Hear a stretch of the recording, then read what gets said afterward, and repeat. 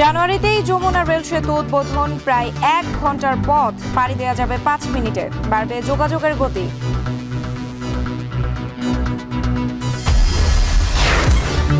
প্রায় 2.5 লাখ অবৈধ সহ 12 লাখ রিকশার বিপর্যস্ত রাজধানীর সড়ক, শৃঙ্খলা ফেরাতে কঠোর হবার তাগিদ বিশেষজ্ঞদের। নেমেই চলছে তাপমাত্রার পারদ, সারা দেশেই বাড়ছে শীতের তীব্রতা, গরম কাপড় কিনতে ভিড়, দাম বৃদ্ধির অভিযোগ। এবং দক্ষিণ কোরিয়ায় এবার ক্ষমতাসীন দলও অভিশংসন চায় প্রেসিডেন্টের, কাল ভোট, লড়াই চালিয়ে যাবার ঘোষণা ইয়োলের।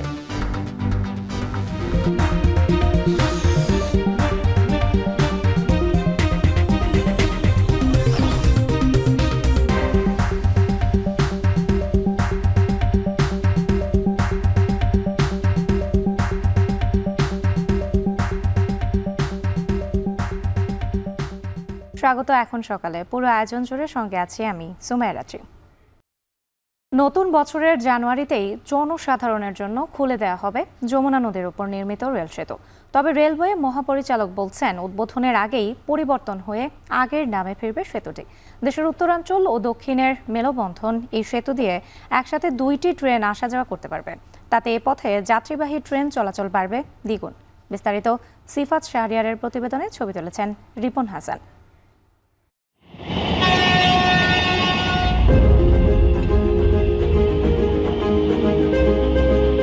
পুরাতন যমুনা বহুমুখী সেতু থেকে 300 মিটার উজানে সমান্তরালে দৃশ্যমান নতুন নির্মাণ। 4.8 কিলোমিটার দৈর্ঘ্যের সেতু শুধু টাঙ্গাইল আর সিরাজগঞ্জের দূরত্ব কমিয়েছে তা নয়, তৈরি করেছে দেশের উত্তরাঞ্চলের সঙ্গে দক্ষিণের মেলবন্ধন।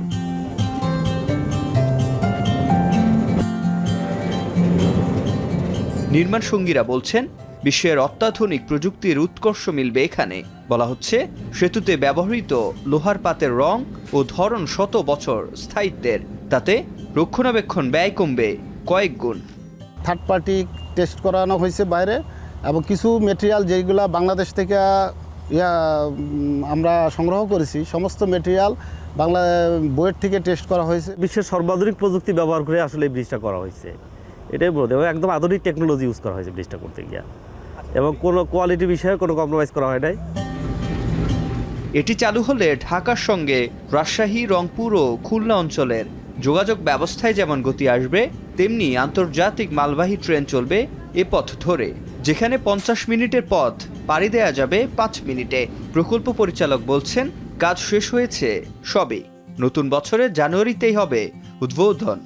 আমাদের যে ফাউন্ডেশনটা নির্মাণ করেছি সেটা হচ্ছে স্টিল পাইপ, শিট পাইলের উপরে। অন্য ব্রিজগুলো যেটা আছে সেগুলোতে মাইল্ড স্টিল ইউজ করা হয়, সেটা প্রতি 3 বছর পর পর পেইন্টিং করতে হয় স্টিলের স্থায়িত্বটা রক্ষার জন্য। কিন্তু এখানে আমাদের 100 বছরে 1%-এর বেশি ওয়্যার অ্যান্ড টিয়ার হবে না। ব্রডগেজ ট্রেনের জন্য 120 কিলোমিটার পার আওয়ার এবং মিটার গেজ ট্রেনের জন্য 100 কিলোমিটার পার আওয়ার।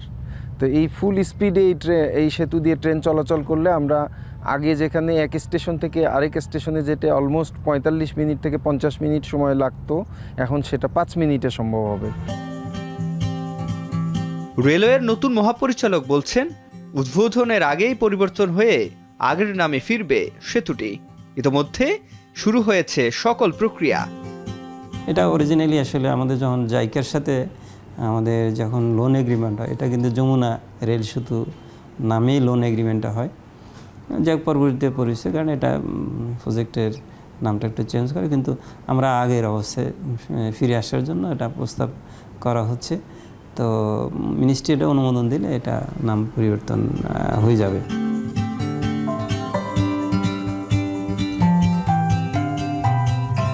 পদ্মা সেতু এবং যমুনা রেল সেতুর মধ্যে অন্যতম পার্থক্য এর রেল লাইনের সংখ্যায়।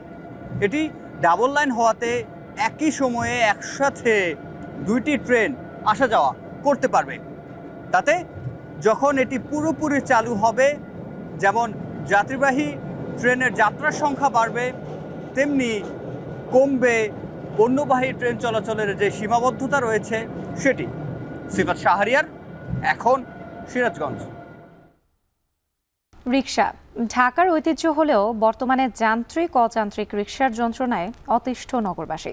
তথ্য বলছে ঢাকায় বৈধ অবৈধ মিলে রিকশার সংখ্যা 12 লাখের বেশি, যার মধ্যে লাইসেন্সধারী 2,14,000 প্রায়। ফলে বিপুল সংখ্যক অবৈধ রিকশা একদিকে যেমন শহরে তীব্র যানজট সৃষ্টি করছে, অন্যদিকে যান্ত্রিক রিকশার বেপরোয়া গতিতে ঘটছে দুর্ঘটনা। শম্পা বিশ্বাসের প্রতিবেদন। ভাড়া চাই 120 টাকা, পেছনদারে হেঁটে জায়গা 80 টাকা। তবে এটা বন্ধ করে দিলে আমরা ভালো হইব, নাই তো আমরা এটা বন্ধ করে দেন। ওদের বাজার দিলে আর উল্টো আমাদের গাড়ি ভাঙচুর করে, জায়গায় জায়গায় আন্দোলন করে। ওরা যদি ট্যাক্স না দিয়ে চলতে পারে তাহলে আমরাও ট্যাক্স দিব না, আমাদেরকেও ট্যাক্স ফ্রি করে দেয়। এসব চালকদের একটাই প্রশ্ন, লাইসেন্সবিহীন ব্যাটারি চালিত রিকশা সড়কে চলাচল করতে পারলে তারা কেন লাইসেন্স ফি দিয়ে সড়কে চলাচল করবে? 5 আগস্টের পর রাজধানীর প্রধান সড়কে অবাধে চলতে শুরু করে ব্যাটারি চালিত রিকশা। যানজট, দুর্ঘটনা সহ বিভিন্ন কারণে এসব রিকশা বন্ধে গত 19 নভেম্বর হাইকোর্ট আদেশ দেন। তবে ব্যাটারি চালিত রিকশা চালকদের আন্দোলনের মুখে আদেশটি স্থগিত করেন চেম্বার আদালত। এরপর থেকে ব্যাটারি রিকশার দাপট আরও বেড়েছে। অটোরিকশাটা বাচ্চারা চালায়, ওরা আবার অনেক বাজেভাবে চালায় জিনিসটা। আবার কেউ কেউ আছে যে যারা বয়স্ক আছে, যারা পায়ে রিকশা চালাচ্ছে, তাদের ওভারটেক করে চলে যায়। তারা অনেক ক্ষমতা দেখায়, মারবো কাটবো এরকম অবস্থা। রাস্তার মাঝখান দিয়ে যেভাবে চালায় তাদেরকে হর্ন দিলেও তারা সাইড দিতে চায় না, আর বরং কি এরা উল্টাপাল্টা চালায়া একটা গাড়ির উপরে পড়ার পরে গাড়িটি অ্যাক্সিডেন্ট হয়ে যায়। বাংলাদেশ ইনস্টিটিউট অব লেবার স্টাডিজের গবেষণা বলছে 2019 সালে ঢাকায় রিকশা ছিল 11 লাখ। তবে অনেকের মতে 5 বছরে এই সংখ্যা বেড়ে দাঁড়িয়েছে 15 লাখের উপরে। সংস্থাটিতে নিবন্ধিত রিকশা মাত্র 1,82,630টি, আর ঢাকা উত্তর সিটিতে এই সংখ্যা মোটে 31,000। নিবন্ধিত 2,13,000 রিকশার সবই প্যাডেল চালিত রিকশা। এর বাইরে রাজধানীতে সব রিকশাই অনিবন্ধিত। এই রিকশাটির পেছনে লেখা আছে মিথিলা, পাশাপাশি এখানে যোগাযোগের নম্বর দেয়া আছে 019700335556। পাশে যদি আমরা আরেকটি রিকশা দেখি, এখানে নাম না থাকলেও যোগাযোগের নম্বর ঠিকই দেয়া আছে।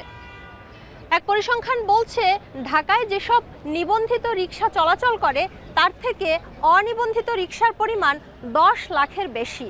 এসব রিকশায় যেখানে নাম কিংবা যোগাযোগের নম্বর দেওয়া আছে, সেখানে আসলে থাকার কথা ছিল সিটি কর্পোরেশনের লাইসেন্স নম্বর সহ নাম্বার প্লেট কিংবা কিউআর কোডের ছবি। ঢাকায় রিকশার নিবন্ধন দেয় 2 সিটি কর্পোরেশন। তাদের কাছে প্রশ্ন ছিল অনিবন্ধিত রিকশা কিভাবে সড়কে চলছে। উত্তরে ডিএনসিসি ব্যাটারি চালিত রিকশার দায় চাপালো অন্য সংস্থার উপর, আর ডিএসসিসি বলেছে অভিযান পরিচালনার কথা।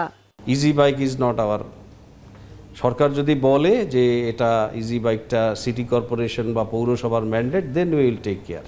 অনিবন্ধিত, সেটি যান্ত্রিক অযান্ত্রিক যা কিছুই হোক না কেন, প্যাডেল চালিত হোক ইঞ্জিন চালিত হোক, আমরা চাই যে সেগুলোকে যারা আমাদের রেজিস্ট্রেশনের বাইরে থাকবে তাদের বিষয়ে আমরা অভিযান পরিচালনা করব। এদিকে ব্যাটারি চালিত রিকশা বন্ধ না হলে ঢাকার যোগাযোগ ব্যবস্থা স্থবির হওয়ার শঙ্কা খোদ ডিএমপি কমিশনারের। এই অটোরিকশার সংখ্যা যদি রোধ করা না যায়, অচিরেই আপনারা এরূপ একটি ঢাকা শহর পাবেন যেখানে আপনি আপনার বাসা থেকে বেরোলেই আর কোনো মুভমেন্টের সুযোগ থাকবে না। নগর পরিকল্পনাবিদরা বলছেন অবৈধ রিকশা বন্ধে প্রশাসনকে কঠোর হতে হবে। সেই সাথে ব্যাটারি চালিত রিকশা নিয়ে আদালতের রায় জনগণের সামনে সঠিকভাবে উপস্থাপন করতে হবে 2 সিটিকে। ঢাকার মতো শহরে যে যা ইচ্ছে করা যায়, এই ধারণাটা কেন আসলো? আর হচ্ছে দীর্ঘদিনের অব্যবস্থাপনা। অবশ্যই মহাসড়ক এবং অন্য অনেক সড়কেই প্যাডেল চালিত রিকশা এবং অটোরিকশা চলার সুযোগ নেই। যেখানে যেখানে চলার সুযোগ আছে নিয়ন্ত্রিত উপায়, সেই নিয়ন্ত্রণ সাপেক্ষে চলার যেই ডিটেইলিং সেটা কিন্তু কর্পোরেশনকে করার দরকার। রাজধানী থেকে অবৈধ রিকশার দৌরাত্ম্য কমাতে একাধিকবার উদ্যোগ নেওয়া হলেও তা ভেস্তে গেছে নানা কারণে। অথচ সড়কে শৃঙ্খলা ফেরাতে এসব অবৈধ রিকশা চলাচল নিয়ন্ত্রণের বিকল্প নেই বলছেন নগর বিশেষজ্ঞরা। ঢাকা শহর আইসা আমার আশা পুরাইছে। একটা সময় মনে করা হতো ঢাকা শহরে আসলে সবার ইচ্ছা পূরণ হয়, কিন্তু কালের পরিক্রমায় এই কথাটি কিছুটা পরিবর্তিত হয়ে এখন রূপ নিয়েছে ঢাকা শহরে এসে যা ইচ্ছে তাই করা যায়। না হলে কিভাবে এই বিপুল সংখ্যক অবৈধ রিকশা প্রশাসনের নাকের সামনে দিয়ে এই শহরে চলাচল করতে পারে। এতে একদিকে যেমন সিটি কর্পোরেশন তাদের রাজস্ব হারাচ্ছে, অন্যদিকে যানজট সৃষ্টি সহ বিভিন্ন সময় ঘটছে নানা দুর্ঘটনা। শম্পা বিশ্বাস, এখন, ঢাকা। সারা দেশে কমছে তাপমাত্রা, বাড়ছে শীত। কনকনে শীতের সাথে হিমেল হাওয়া বাড়াচ্ছে দুর্ভোগ। আরও জানাতে কুমিল্লা থেকে যুক্ত হচ্ছেন সহকর্মী মাসুদ আলম, চুয়াডাঙ্গা থেকে অনিক চক্রবর্তী এবং পঞ্চগড় থেকে যুক্ত হচ্ছেন লুৎফর রহমান। প্রথমেই চলে যেতে চাই সহকর্মী মাসুদের কাছে। কুমিল্লা থেকে যুক্ত হয়েছেন সহকর্মী মাসুদ, এবং মাসুদ, আপনি আমাকে জানাবেন শীতের তীব্রতা আসলে কেমন দেখতে পাচ্ছেন কুমিল্লায়?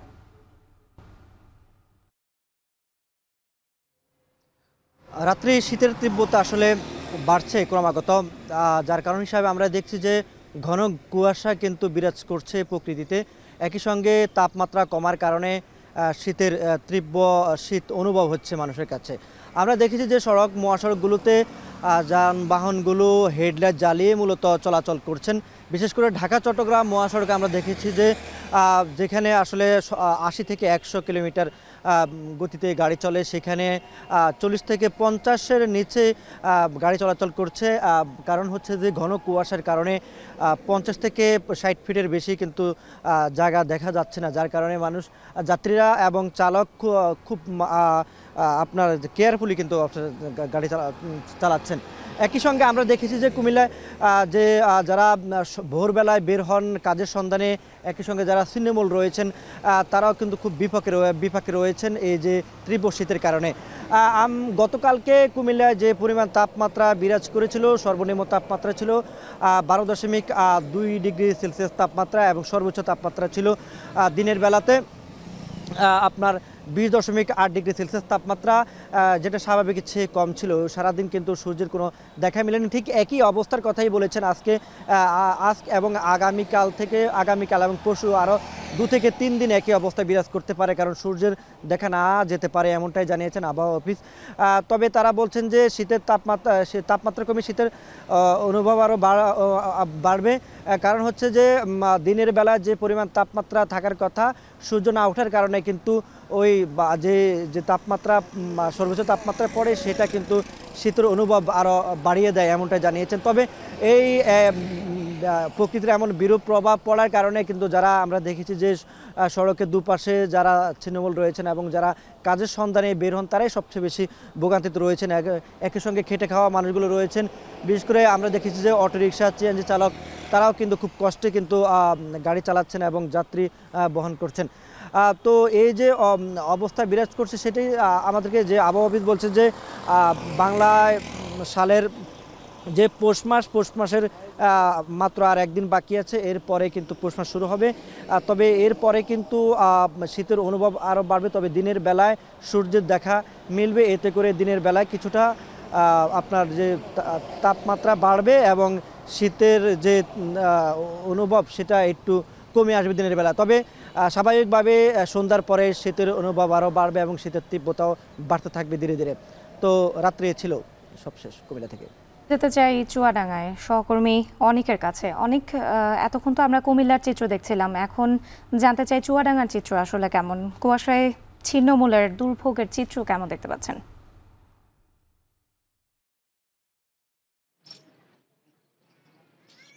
রাত্রি চুয়াডাঙ্গায় আসলে শীত পরিস্থিতি প্রতিদিনই আসলে তাপমাত্রা নিচে নামছে, প্রতিদিনই আসলে খারাপের দিকে যাচ্ছে।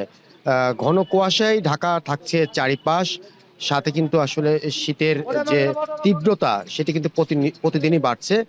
আজ সকাল 6টায় চুয়াডাঙ্গার আবহাওয়া অফিস তাপমাত্রা রেকর্ড করেছে 10 ডিগ্রি সেলসিয়াস, অর্থাৎ চলতি মৌসুমের কিন্তু এটি আসলে সর্বনিম্ন তাপমাত্রার রেকর্ড। গতকালও আসলে 10.2 ডিগ্রি সেলসিয়াস তাপমাত্রা রেকর্ড করেছিল আবহাওয়া অফিস চুয়াডাঙ্গাতে। গতকালও কিন্তু আসলে চলতি মৌসুমের সর্বনিম্ন তাপমাত্রা রেকর্ড করা হয় চুয়াডাঙ্গাতে। সব মিলিয়ে আবহাওয়া অফিস বলছে যে সামনে যে দিনগুলো আসে সেই দিনগুলো আরও ভয়াবহ, তাপমাত্রা আরও নামবে, অর্থাৎ টানা কয়েকদিন শৈত্যপ্রবাহ থাকবে, ঘন কুয়াশায় ঢাকা থাকবে আসলে গোটা চুয়াডাঙ্গা। পাশাপাশি এই যে শীত তাপমাত্রা নামার কারণে, হঠাৎ করে শীত বাড়ার কারণে জনসাধারণের কিন্তু আসলে দুর্ভোগ বেড়েছে। সব থেকে বিপাকে আছে ছিন্নমূল মানুষ, খেটে খাওয়া মানুষ। আমরা দেখেছি যে সকাল থেকে যারা খুব প্রয়োজনীয়, অতি প্রয়োজনীয় বাসার বাইরে বের হয়েছে, তারা কিন্তু আসলে শীত নিবারণের জন্য, শীত দূর করার জন্য রাস্তার পাশে খড়কুটোর সাথে আগুন জ্বালিয়ে আসলে শীত নিবারণের চেষ্টা করছে। পাশাপাশি সন্ধ্যার পরে যেহেতু শীতের মাত্রা আরও বেড়ে যাচ্ছে, সন্ধ্যার পরে কিন্তু সাধারণ মানুষ খুব প্রয়োজন ছাড়া বাসার বাইরে বের হচ্ছে না। পাশাপাশি এই যে হঠাৎ করে শীত বেড়েছে, এখানে কিন্তু শ্রমিক যারা আছে, নিম্ন আয়ের মানুষ যারা আছে, তাদের কিন্তু আসলে আয়ের যে বড় একটা উৎস সেখানে কিন্তু আসলে ভাটা পড়েছে।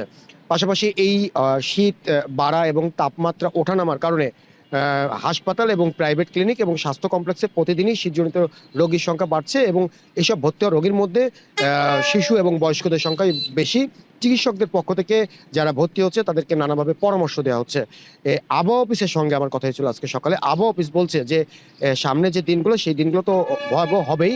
এই সময় আসলে ঠিক বলা যাচ্ছে না তাপমাত্রা কত ডিগ্রি থাকবে, অর্থাৎ সামনে যে দিনগুলো আসছে আবহাওয়া অফিসের বক্তব্য অনুযায়ী সেই দিনগুলো আসলে কিন্তু ভয়াবহ। তো সবশেষ মিলে চুয়াডাঙ্গা শীত পরিস্থিতি নিয়ে আমার কাছে এই ছিল সর্বশেষ রাত্রি।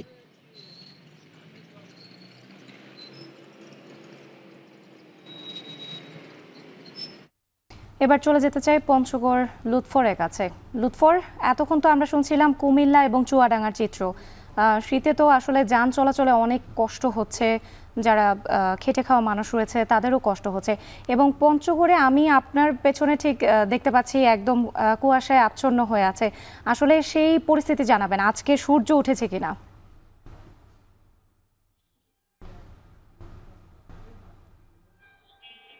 রাত্রি শুরুতে আজকের তাপমাত্রা জানিয়ে দেই। গতকাল পঞ্চগড়ের সর্বনিম্ন তাপমাত্রা রেকর্ড করা হয় 12.6 ডিগ্রি সেলসিয়াস। আজ সকালে পঞ্চগড়ের সর্বনিম্ন তাপমাত্রা মাপা হয়েছে 9 ডিগ্রি সেলসিয়াস। তাপমাত্রা কিন্তু এক অঙ্কে নেমে এসেছে এবং তাপমাত্রা অনুযায়ী কিন্তু পঞ্চগড়ের উপর দিয়ে মৃদু শৈত্যপ্রবাহ বয়ে যাচ্ছে এবং প্রচন্ড ঘন কুয়াশায় আচ্ছন্ন রয়েছে চারপাশ। 20 থেকে 30 মিটারের বেশি কিন্তু দেখা যাচ্ছে না এবং আমরা দেখছি যানবাহন গুলো কিন্তু দিনের বেলা তো হেডলাইট জ্বালিয়ে তারা চলাচল করছে এবং দুর্ঘটনাও কিন্তু ঘটছে। এবং উত্তরে যে ঠান্ডা বাতাস হিমালয় থেকে ভেসে আসছে এই জনপদের উপর দিয়ে কিন্তু বয়ে যাচ্ছে এবং কনকনে তীব্র ঠান্ডা অনুভূত হচ্ছে। আমরা দেখেছি এই শীতের তীব্রতা বাড়ায় পঞ্চগড়ে খেটে খাওয়া নিম্ন আয়ের যারা মানুষ রয়েছেন তারা একটু বিপাকে পড়েছেন। দৈনিক আয় নির্ভর যারা মানুষ রয়েছেন, বিশেষ করে পঞ্চগড়ের নদীর বালু এবং পাথর শ্রমিকরা সবচেয়ে বেশি কষ্ট পড়েছেন, কারণ তারা এই নদীর এই কনকনে শীতের মধ্যে নদীতে নেমে বরফ গলা জলে নেমে তারা কিন্তু বালি এবং পাথর উত্তোলন করতে পারছেন না। খুব অল্প কয়েকজন পাথর এবং বালি শ্রমিক নদীতে নেমে বালি এবং পাথর উত্তোলন করলে খুব বেশি সময় কিন্তু তারা টিকতে পারছেন না। আর এর পাশাপাশি জানিয়ে দেয় যে পঞ্চগড়ে যারা নিম্ন আয়ের মানুষ রয়েছেন, অসহায় মানুষ রয়েছেন, তারা কিন্তু এই প্রয়োজনীয় সংখ্যক শীত বস্ত্রের অভাবে তারা কিন্তু খুব কষ্টে রাত পার করছেন। আমরা দেখেছি তারা খড়কুটো জ্বালিয়ে শীত নিবারণের চেষ্টা করছেন। যদিও জেলা প্রশাসনের পক্ষ থেকে এখন পর্যন্ত প্রায় 1 লাখ শীতবস্ত্রের চাহিদা পাঠানো হয়েছে, তার মধ্যে 2000 শীতবস্ত্র তারা পেয়েছে এবং তা কিন্তু বিতরণ করা হয়েছে। পরবর্তীতে আমরা জেনেছি যে আরো 15 লাখ টাকা শীতবস্ত্র কেনার জন্য বরাদ্দ দেওয়া হয়েছে জেলায়। তবে তা কিন্তু এই জেলায় বিরাট অঙ্কের দরিদ্র শীতার্ত মানুষের জন্য কিন্তু যথেষ্ট নয় বলে তারা আমাদেরকে জানিয়েছেন। আর এর পাশাপাশি যদি কৃষিজ পণ্যের যেসব শস্য রয়েছে তার কথা বলি, কৃষিজ ফসলে কিন্তু এখন পর্যন্ত তেমন প্রভাব পড়েনি। তবে কৃষি কর্মকর্তারা আমাদের বলেছে যে এই শীত এবং ঘন কুয়াশা যদি অব্যাহত থাকে তবে কিন্তু আলু সহ বিভিন্ন শস্যে কিন্তু এর প্রভাব পড়বে। এবং আমরা দেখেছি যে এই শীতের তীব্রতা বাড়ায় পঞ্চগড়ের যে সকল হাসপাতালগুলো রয়েছে সেখানে কিন্তু শীতজনিত রোগে আক্রান্ত যে রোগীর সংখ্যা সেটি কিন্তু ক্রমান্বয়ে বাড়ছে এবং হাসপাতালে যে পরিমাণ চিকিৎসক রয়েছেন তার তুলনায় কিন্তু অনেক বেশি রোগী ভর্তি থাকছেন। আমরা দেখেছি সজ্জার দ্বিগুণ 3 গুণ রোগী ভর্তি থেকে কিন্তু চিকিৎসা নিতে, বিশেষ করে ডায়রিয়া, নিউমোনিয়া, শ্বাসকষ্ট সহ বিভিন্ন রোগে আক্রান্ত হয়ে রোগীরা কিন্তু হাসপাতালে ভর্তি হয়ে তার চিকিৎসা নিয়েছেন। আজ এই মুহূর্তে কিন্তু প্রচন্ড ঘন কুয়াশা আচ্ছন্ন রয়েছে চারপাশ এবং তাপমাত্রা কিন্তু সকাল 9টায় একসাথে সারা দেশে রেকর্ড করা হয়ে থাকে।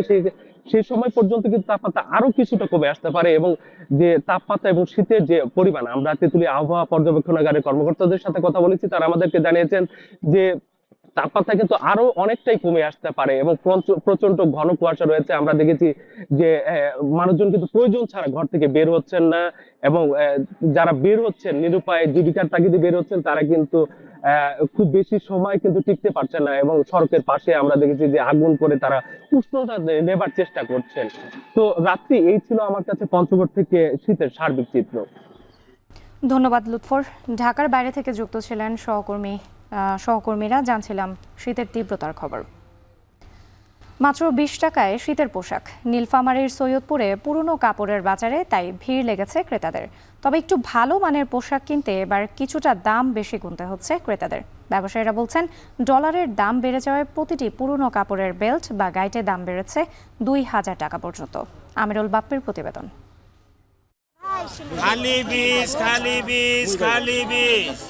এই দামেই মিলছে শীতের সোয়েটার, জ্যাকেট। তবে তার জন্য পোশাকের মানে ছাড় দিতে হচ্ছে ক্রেতাকে। যাদের অনেক দাম দিয়ে শীত নিবারণের সামর্থ্য নেই, তাদের জন্য অনেকটাই স্বস্তির। পুরনো কাপড়ের এই বাজারটি নীলফামারীর সৈয়দপুরে।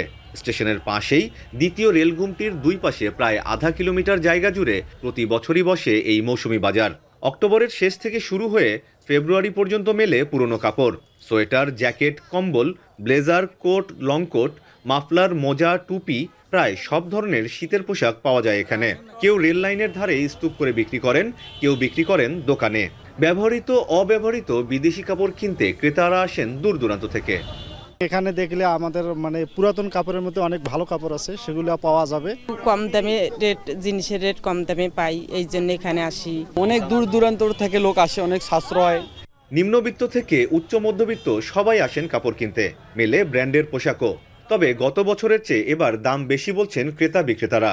তবে যাদের কাছে গত বছরের কাপড় ছিল, তারা বিক্রি করছেন আগের দামেই। রংপুর বিভাগের সব জেলা, এমনকি রাজশাহী বিভাগ থেকেও খুচরা বিক্রেতারা আসেন এখান থেকে গাইড বা বেল্ট কিনতে। পুরা ফুল শীত তো আসেনি এখনো। শীত হলে একটু জমজমাট ব্যবসা চলবে। প্রতিটা গাড়ি এক একটা এক দাম, 8000, 10000, 12000, এক একটা এক দাম। 3টা গাড়ি নিছি আমাদের গ্রামের বাজারে আর কি বিক্রি করবে গুলা। চট্টগ্রাম থেকে বড় বড় গাইড বা বেল্ট কিনে নিয়ে আসেন পাইকারি বিক্রেতারা। আগে এখানকার ব্যবসায়ীরা সরাসরি আমদানি করলেও নানা জটিলতায় সেটা বন্ধ হয়েছে। ব্যবসায়ীদের দাবি, প্রতিটি বেল্টে 500 থেকে 2000 টাকা পর্যন্ত দাম বেড়েছে এবছর। ডলার দাম বেশি, মালের দাম বেশি, দেখা যায় কস্টিং বেশি হয়। মালের আগে যেটা তুলনায় আপনার কাস্টমার বেশি ছিল, এখন কাস্টমার কম। মালের দাম বাড়তি, মানুষটা পোষাইতে পারতেছে না। প্রতি বছর ঠিক কত টাকার কেনাবেচা হয় তার কোনো সঠিক হিসাব নেই কারো কাছে। তবে পাইকারি ব্যবসায়ীদের দাবি, অন্তত 3 কোটি টাকার ব্যবসা হয়। মোজা থেকে শুরু করে কম্বল আর মাফলার থেকে শুরু করে লংকোট কি পাওয়া যায় না সৈয়দপুরের এই মৌসুমি কাপড়ের বাজারে। আর তাই তো প্রত্যেক শীত মৌসুমে বসা এই অস্থায়ী মার্কেটে কাপড় কিনতে আসেন দূর দূরান্ত থেকে লোকজন। কারণ এখানে পাওয়া যায় 10 টাকা থেকে শুরু করে 1000 টাকা পর্যন্ত বিভিন্ন দামের কাপড়, অনেক ভালো মানের। আর এই মার্কেটে প্রত্যেক বছর ব্যবসা হয় কয়েক কোটি টাকার। আমিরুল বাপ্পি, এখন সৈয়দপুর। কক্সবাজার উপকূলে প্রতি বছর উৎপাদন হয় 4000 কোটি টাকার শুটকি। পর্যটকদের কাছে এই শুটকি রয়েছে আলাদা কদর। স্থানীয় বাজারের চাহিদা পূরণের পাশাপাশি কিছু শুটকি রপ্তানিও হচ্ছে বিদেশে। মানসম্মত শুটকি উৎপাদন নিশ্চিত করতে কাজ করার কথা বলছে মৎস্য বিভাগ। মন্তোষ বেদকর প্রতিবেদন, ছবি তুলেছেন মোহাম্মদ রাসেল।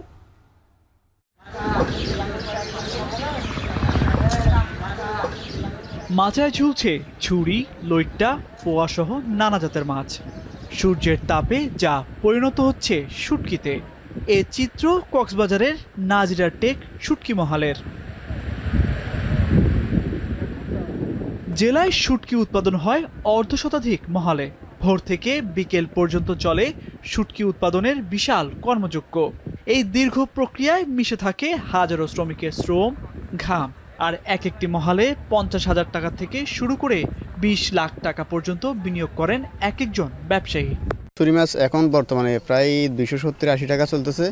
আর ফাইসা যেটা বলতেছি ওইটা প্রায় 150-160 টাকা। অনেক সময় একটু কমে গেলে আমাদের লস হয়ে যায়, আবার অনেক সময় একটু বেড়ে গেলে আমরা একটু বেশি লাভ করতে পারি, এরকম চলে আর। কক্সবাজারে বেড়াতে যাওয়া পর্যটকদের পছন্দের পণ্য কেনার তালিকায় শীর্ষে থাকে শুটকি। তবে রয়েছে শুটকির মান নিয়েও প্রশ্ন, যদিও এক্ষেত্রে ব্যবসায়ীদের উপরেই শেষ ভরসা রাখার কথা বলছেন পর্যটকরা। শুটকি মাছ আমরা খুব কম পয়সায় এখান থেকে নিতে পারছি। কেউ বলে যে লবণ কম দেওয়া থাকে, লবণ বেশি দেওয়া থাকে, তারপরে মেডিসিন দেওয়া থাকে, কেমিক্যাল দেওয়া থাকে। অ্যাকচুয়ালি এটা আমাদের ধরার কোনো অপশন নাই। সবাই আসে এখানে, আমরাও আসছি, দেখলাম এখানে ঘুরে গাড়ি দেখলাম, এখন নিব, দেখে শুনে নিব আর কি। এদিকে মহাল ভেদে ইচ্ছে মতো শুটকির দাম হাঁকেন ব্যবসায়ীরা। বিশেষ করে পর্যটক অধ্যুষিত দোকানগুলোতে বাড়ে বহুগুণ। মানভেদে 600 টাকার শুটকি বিক্রি হয় 650 থেকে 4500 টাকা পর্যন্ত। এর মধ্যে রয়েছে বিভিন্ন দেশ থেকে আনা মানহীন শুটকিও, যদিও এজন্য অসাধু ব্যবসায়ীদের দুষছেন ব্যবসায়ীরা। আমরা কিন্তু নিজে কাঁচা কিনে আমরা নিজে শুকাই, তাহলে আমার খরচা একটু কম পড়ে, আমি সেই জন্য আমি কম দিতে পারছি আর কি। মায়ানমার থেকে পাট কাটা যেটা লোটটা আছে ওটা অবশ্যই মায়ানমারের লাগে, আর আমাদের এখান থেকে নাজিরাটেক থেকে আপনার ছুরি মাছগুলা লোটটা, তারপর বড় মাছগুলা আমাদের নতুন ফিশারি পাড়া বলে একটা এলাকা আছে, ওখানে শুকানো হয়। জেলা মৎস্য বিভাগ বলছে জেলার 700 জন ব্যবসায়ী বছরে প্রায় 40,000 টন শুটকি উৎপাদন করেন। এসব শুটকি স্থানীয় চাহিদা মিটিয়ে রপ্তানি হয় কোরিয়া, চীন, হংকং, মালয়েশিয়া সহ বিভিন্ন দেশে। তাই শুটকির মান নিয়ন্ত্রণে নেওয়া হচ্ছে নানা পদক্ষেপ। আমরা একদিকে আইনও প্রয়োগ করব এবং তাদের বিকল্প টেকনোলজি সহায়তা যদি দিতে পারি, তাহলে আমরা মনে হয় খুব অদূর ভবিষ্যতেই আমরা 100% বিষমুক্ত শুটকি উৎপাদন করতে সক্ষম হব। শুটকির মান নিয়ন্ত্রণে উৎপাদনকারীদের মাঝে আরও সচেতনতা বৃদ্ধির তাগিদ পর্যটকদের। এখন কক্সবাজার। শেরপুরের শ্রীবর্দীর কলাহাটে প্রতি মাসে 9 কোটি টাকার লেনদেন হয়। বেচাকেনা চলে সকাল থেকে রাত অবধি। হাটে ওঠা বিভিন্ন জাতের কলা স্থানীয় চাহিদা মিটিয়ে পাঠানো হয় দেশের বিভিন্ন স্থানে। জাহিদুল খান সৌরভের প্রতিবেদন। শেরপুরের শ্রীবর্দী উপজেলার চৌকিদার বাড়ি কলার হাট 2021 সালে ছোট পরিসরে শুরু হলেও বর্তমানে কলার এই হাটটি জেলার সবচেয়ে বড়। স্থানীয়ভাবে সাগর, চাম্পা, চিনি চাম্পা, নেপালি ও সবরি কলার চাষ বেশি হয়। এখানকার মাটি কলা চাষে উপযোগী হওয়ায় কৃষকদের মাঝে বাড়ছে আগ্রহ। এই হাটে প্রতিদিন গড়ে প্রায় 30 লাখ টাকার কলা বিক্রি হয়। স্থানীয় চাহিদা মিটিয়ে যা দেশের বিভিন্ন স্থানে পাঠানো হয়। 1 লাখ, 1.5 লাখ, 2 লাখ, 2.5 লক্ষ টাকা বেশি। আমরা এলাকা দিয়ে বাগান কিনছি, ওন থেকে কাইডে নিয়ে আসি, লেবার দিয়ে কাইডে নিয়ে আসি, আবার এই জায়গায় বেশি। দৈনিক 1.5 লক্ষ টাকার মতন কলা বেশি, মানে ব্যবসাও করি, আবার নিজের কলাও 1 একর কলা লাগাইছি, নিচে 1 একরে নিচে 5 লক্ষ টাকা আসে। ঢাকা, তারপরে মাঝারিগঞ্জ, রৌমারি, অনেক জায়গার অনেক সুনাম পরিচিত আছি আমরা বর্তমানে। বিঘা প্রতি কলা চাষে খরচ হয় 25 থেকে 30 হাজার টাকা। খরচ বাদে লাভের পরিমাণ দাঁড়ায় 1 থেকে 1.5 লাখ টাকা। এর মধ্যে কলা চাষ করে অর্থনৈতিক সচ্ছলতা এসেছে জেলার অনেক কৃষকের। সেচ সার কম লাগায় অল্প খরচে বেশি লাভবান হচ্ছেন তারা। এছাড়া কলার চারা বিক্রি করেও বাড়তি আয় করছে কৃষকরা। প্রতি 25% মনে হয় 15-16 হাজার টাকা খরচ যায়। আমরা বিভিন্ন সাইডে কলা নিয়ে গেতে পাইকারে মনে করেন 3-4 লাখ টাকা আসে বছর গেলে। 1 একর কলার আবাদ করলে আমাদের সর্বোচ্চ 80 এবং 70-75 এরকম খরচ হয়। এক সিজনে 5 থেকে 6 লাখ টাকা আমরা বিক্রি করি। এতে আমাদের অনেক লাভবান হয় ধানের চাইতে। আমাদের উন্নতি মান মোটামুটি ভালোই, দুর্দান্ত পাইকারের কাছে বিক্রিও করি। আঙ্গুর এখন লাভবান আমরা আছি বর্তমানে।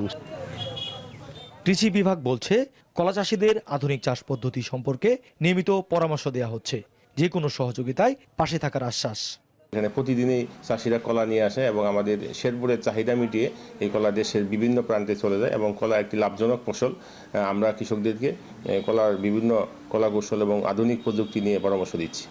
শেরপুরের 5 উপজেলায় চলতি বছর 485 হেক্টর জমিতে কলার আবাদ হয়েছে। স্থানীয় কৃষকরা বলছে কলা চাষে বিঘা প্রতি খরচ 25 থেকে 30 হাজার টাকা এবং খরচ বাদ দিয়ে বিঘা প্রতি লাভ হয় 1 থেকে 1.5 লাখ টাকা। এছাড়াও কলা গাছ থেকে কলা ছড়ি সংগ্রহ করার পর সেই কলা গাছ থেকে 9 থেকে 10টি চারা গজায়, সেটি বিক্রি করেও বাড়তি আয় করা সম্ভব।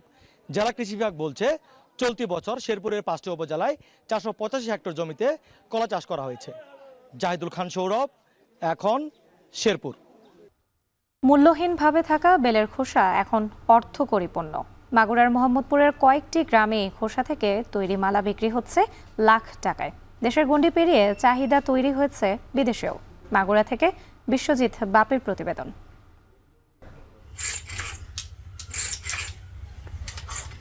বেলের খোসা, যা একসময় ফেলনা ছিল, তা এখন মূল্যবান সম্পদ। এই খোসা থেকে বিশেষ এক ধরনের যন্ত্রের মাধ্যমে তৈরি হচ্ছে ছোট ছোট দানা। এরপর রং বেরঙের সুতা ও পুঁথির মিশেলে তৈরি হচ্ছে নান্দনিক মালা।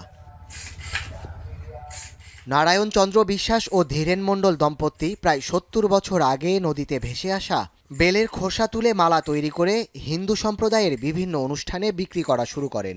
তাদের দ্বারা অনুপ্রাণিত হয়ে এই অঞ্চলের ৮০% মানুষ এ পেশায় জড়িয়ে পড়েন। মাগুরার মোহাম্মদপুর উপজেলার বাবুখালী ইউনিয়নের চরাঞ্চলের প্রত্যন্ত গ্রামে তৈরি হচ্ছে এসব মালা। এখানকার দরিদ্র পরিবারগুলো জীবিকা নির্বাহের অবলম্বন হিসেবে বেছে নিয়েছেন এসব মালা তৈরির কাজ। সংসারের আর্থিক সচ্ছলতা ফেরাতে পুরুষের পাশাপাশি এ কাজে ব্যস্ত নারী ও শিশুরাও। মালা তৈরির মাধ্যমে পাল্টেছে গ্রামীণ অর্থনীতির চিত্র। স্বাধীনতার পরে আমার বিয়ে থা হয়েছে, তার শ্বশুরবাড়ি এসে দিয়েছি মালা কাটা, আমরাও কাটিয়ে খাটিয়ে শিখেছি, অনেক করিয়ে খাই। সংসারের কাজ করে আমি যতটুকু পারি আমার স্বামীকে সাহায্য করি। বর্তমানে প্রতিটি মালা ১৫ টাকা থেকে শুরু করে ৮০ টাকা দরে বিক্রি করা হয়। এসব মালাই আবার ঢাকা বা বিভিন্ন বিভাগীয় শহরের নামকরা ফ্যাশন বুটিক হাউস বা কারু সামগ্রীর দোকানে বিক্রি হচ্ছে ১৫০ থেকে ২০০ টাকায়। আধুনিক বিভিন্ন ডিজাইনের কাজে ব্যবহারের জন্য এসব বেলের মালা রপ্তানিও হচ্ছে। ঢাকায় মেলা কলকারখানায় বিভিন্ন জায়গা বিভিন্ন ডিজাইনের কাজে লাগাচ্ছে, কিন্তু আমরা যে কাটতেছি তা আমাদের কোনো উন্নতি নেই। কম দামে কিনি, ধরেন টাকা লোন দেওয়া থাকে শিল্পীপতি গেট, ওদের কাছ থেকে আবার আমরা কিনিয়ে ধরেন বিভিন্ন করে ধরেন আমরা টাকা বিক্রি করি। ওরা আবার ধরেন আমাদের কাছ থেকে কেনে ওরা আবার ধরেন ভারত দেয়, নেপাল দেয়। তবে বেল গাছের স্বল্পতায় বেলের দাম বেড়েছে। আধুনিক যন্ত্রপাতির ব্যবহার ও সঠিক বাজারজাতের অভাবে আস্তে আস্তে এই মানুষগুলো অন্য পেশার দিকেই ঝুঁকছেন। এ ব্যাপারে সরকারি সহযোগিতা চান সংশ্লিষ্টরা। তবে এই শিল্প টিকিয়ে রাখতে সব ধরনের সহযোগিতার আশ্বাস বিসি কর্মকর্তার। সরকারে যদি আমাদের মেশিনপত্র দিত তাহলে আমরা এই মালাটা বেশি কাটিয়ে সাপ্লাই করতে পারতাম। এই কাটিয়ে আমাদের করতে না, আমাদের একটা আলি পেরে জায়গা থাইলি পেরে আমরা সেই জায়গা নিয়ে বিক্রি করলে আমাদের সুবিধা হতো। বিসিকের পক্ষ থেকে, মাগুরার পক্ষ থেকে তাদেরকে আমরা ঋণ সুবিধা দিতে পারব এবং এর পাশাপাশি যে প্রশিক্ষণের উদ্যোক্তা উন্নয়ন প্রশিক্ষণ সহ অন্যান্য যে প্রশিক্ষণগুলো বিসিকের মাধ্যমে প্রদান করা হয় তাদেরকে সেই ধরনের প্রশিক্ষণে আমরা সংযুক্ত করতে পারব।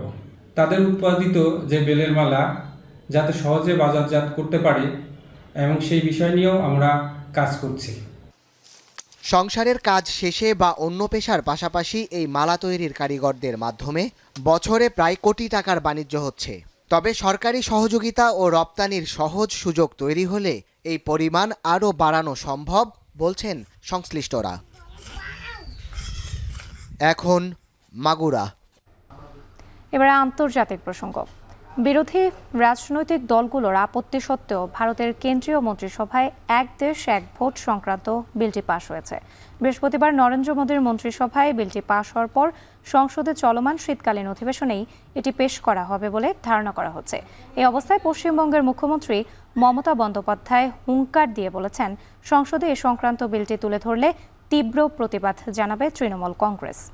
তৌহিদুর রহমান জানাচ্ছেন বাকিটা। ঘন ঘন নির্বাচনে বাধাগ্রস্ত দেশের উন্নয়ন কাজ, সময় অপচয় সহ খরচ হয় বিপুল পরিমাণ অর্থ। এই যুক্তিতে 2019 সালে দ্বিতীয়বার ক্ষমতায় এসে এক দেশ এক ভোট বাস্তবায়নের পথে হাঁটতে শুরু করেন ভারতের প্রধানমন্ত্রী নরেন্দ্র মোদী। টানা তৃতীয়বার ক্ষমতায় এসে এটি কার্যকরে তোড়জোড় বেড়ে যায় কয়েক গুণ। सर्वाधिक उपयोग जन सामान्य के लिए हो, उसके लिए वन नेशन वन इलेक्शन के सपने को साकार करने के लिए हमें आगे आना चाहिए। বিরোধী রাজনৈতিক দলগুলোর আপত্তি সত্ত্বেও একই সঙ্গে ভারত জুড়ে লোকসভা ও বিধানসভা ভোট গ্রহণের পথে অনেক দূর এগিয়েছে বিজেপি সরকার। সেপ্টেম্বরে প্রস্তাবটি অনুমোদন পাওয়ার পর 12 ডিসেম্বর এসে এই সংক্রান্ত বিলটি ভারতের কেন্দ্রীয় মন্ত্রিসভার বৈঠকে পাশ হয়। নরেন্দ্র মোদীর মন্ত্রিসভায় এক দেশ এক ভোট বিলটি পাশ হওয়ার পর চলমান শীতকালীন লোকসভা অধিবেশনেই বিলটি তুলে ধরার অপেক্ষায়। 100 দিনের মধ্যে পর্যায়ক্রমে লোকসভা, বিধানসভা, পৌরসভার মতো স্থানীয় নির্বাচন একই সঙ্গে হয়ে গেলে ভারতের উন্নয়ন অগ্রযাত্রার গতি বাড়বে দাবি করে পুরো প্রক্রিয়াটি এগিয়ে নিচ্ছেন সাবেক রাষ্ট্রপতি রামনাথ কোবিন্দ। এরই মধ্যে এই সংক্রান্ত বিলটি কেন্দ্রীয় মন্ত্রিসভায় পাশ হওয়ায় ক্ষোভ ঝাড়লেন পশ্চিমবঙ্গের মুখ্যমন্ত্রী মমতা বন্দ্যোপাধ্যায়। এক দেশ এক ভোটকে অসাংবিধানিক আখ্যা দিয়ে মোদী সরকারকে হুঁশিয়ার করে তিনি বলেছেন, সংসদে এই সংক্রান্ত বিল তুলে ধরা হলে তীব্র প্রতিবাদ জানাবেন তৃণমূল কংগ্রেসের এমপিরা। একযোগে লোকসভা ও রাজ্য বিধানসভা নির্বাচনের জন্য সাংবিধানিক সংশোধনী এবং কমপক্ষে 50% রাজ্যের অনুমোদন প্রয়োজন, যা জোগাড়ে দেশব্যাপী ঐক্যমত গঠনে কাজ করছে কোবিন্দ নেতৃত্বাধীন সুপারিশ কমিটি। 1951 থেকে 1967 সাল পর্যন্ত ভারতে একযোগেই হতো সব নির্বাচন। তবে 1968 এবং 1969 সালে কয়েকটি বিধানসভা ভেঙে যাওয়ায় এবং 1970 সালে কয়েকটি লোকসভা ভেঙে দেওয়ার পর থেকেই আলাদাভাবে নির্বাচন হয়ে আসছে ভারতে। তৌহিদুর রহমান, এখন বিশ্ব। তদন্ত কিংবা অভিশংসন যে ব্যবস্থায় নেওয়া হোক না কেন, শেষ মুহূর্ত পর্যন্ত লড়াইয়ের ঘোষণা ইয়ুন সুক ইয়োলের। গণতন্ত্র রক্ষায় সামরিক আইন জারি করা হয়েছিল বলেও দাবিদার। তবে দক্ষিণ কোরিয়ার প্রেসিডেন্টকে অভিশংসন ছাড়া অন্য কোনো পথ খোলা নেই বলে মন্তব্য ক্ষমতাসীন দল পিপিপি প্রধানের। শনিবার দ্বিতীয়বারের মতো প্রেসিডেন্টকে অভিশংসন প্রস্তাবের বিষয়ে পার্লামেন্টে ভোটাভুটি হবে, যেখানে অংশ নিতে যাচ্ছেন ইয়োলের দলের আইন প্রণেতারাও। বাকিটা জানাচ্ছেন নাফি আরমান মনন। ৪৪ বছর পর সামরিক আইন জারি, গণরোষের মুখে ৬ ঘন্টার মাথায় প্রত্যাহার। দক্ষিণ কোরিয়া কাঁপিয়ে তোলা এই ঘটনার পেরিয়ে গেছে ৯ দিন, তবুও থামেনি রাজনৈতিক অস্থিরতা। মার্শাল ল জারির বিষয়ে জাতির উদ্দেশ্যে ক্ষমা চেয়েছেন প্রেসিডেন্ট ইয়ুন সুক ইয়োল। তবে কয়েকদিন যেতে না যেতেই সুর বদল করলেন বিতর্কিত এই নেতা। প্রেসিডেন্টের দাবি, দেশের নির্বাচন ব্যবস্থাকে বিঘ্নিত করেছে উত্তর কোরিয়া, তাই গণতন্ত্র রক্ষায় জারি করা হয় সামরিক আইন। তদন্ত কিংবা অভিশংসন যে ব্যবস্থায় নেওয়া হোক না কেন, শেষ মুহূর্ত পর্যন্ত লড়াই করার ঘোষণা ইয়োলের। 대통령의 비상계엄 선포권 행사는 사명권 행사, 외교권 행사와 같은 사법 심사의 대상이 되지 않는 ইয়োলের বক্তব্যের মাত্র কয়েক ঘন্টা আগেই প্রেসিডেন্টকে অপসারণের দাবি তোলে ক্ষমতাসীন দল পিপিপি প্রধানের দাবি, পদত্যাগের সুযোগ দেওয়ার পরেও তা গ্রহণ করেননি ইয়োল।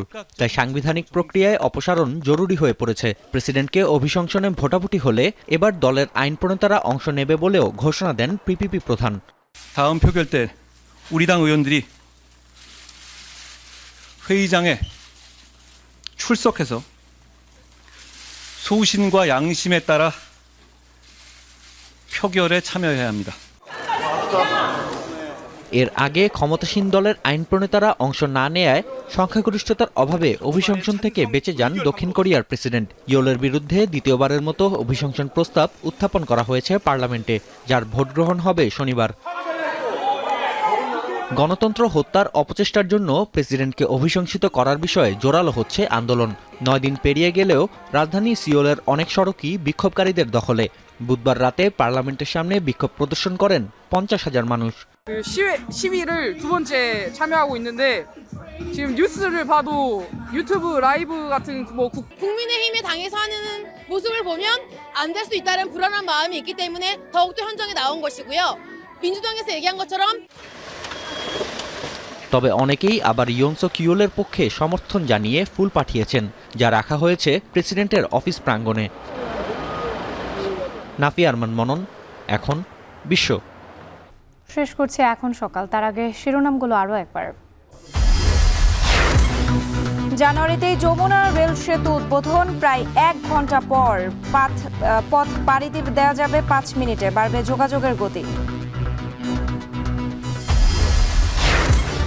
প্রায় 2.5 লাখ অবৈধ সহ 12 লাখের রিকশার বিপর্যস্ত রাজধানীর সড়ক, শৃঙ্খলা ফেরাতে কঠোর হবার তাগিদ বিশেষজ্ঞদের। নেমেই চলছে তাপমাত্রার পারদ, সারা দেশেই বাড়ছে শীতের তীব্রতা, গরম কাপড় কিনতে ভিড়, দাম বৃদ্ধির অভিযোগ। এবং দক্ষিণ কোরিয়ায় এবার ক্ষমতাসীন দলও অভিশংসন চায় প্রেসিডেন্টের। কাল ভোট, লড়াই চালিয়ে যাবার ঘোষণা ইয়োলের।